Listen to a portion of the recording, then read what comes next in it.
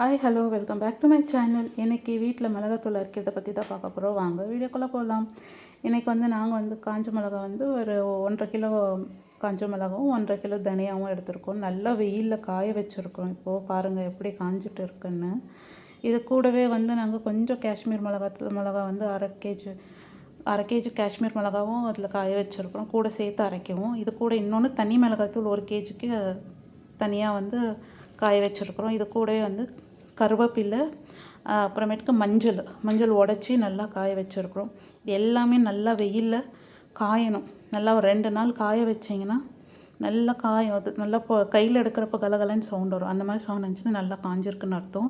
இது கூடவே சில நாங்கள் மசாலாவும் ஆட் பண்ணுவோம். இது கூட என்னென்ன மசாலா ஆட் பண்ணுறோன்னா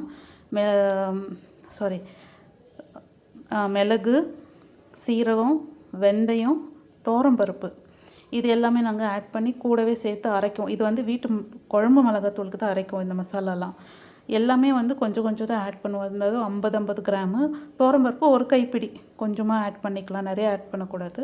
ஸோ இது எல்லாமே வறுத்து ஒரு தட்டில் ஆற வச்சு இதெல்லாமே சேர்த்து தான் நம்ம மிளகா மிஷினுக்கு கொடுத்து அரைக்க போகிறோம்.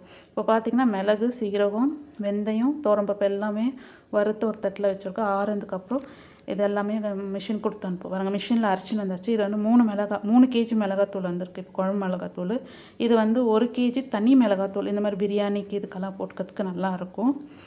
இந்த வீடியோ உங்களுக்கு பிடிச்சிருந்தா லைக் பண்ணுங்கள், ஷேர் பண்ணுங்கள், மறக்காமல் என் சேனலை சப்ஸ்கிரைப் பண்ணுங்கள் ஃப்ரெண்ட்ஸ். பாய்.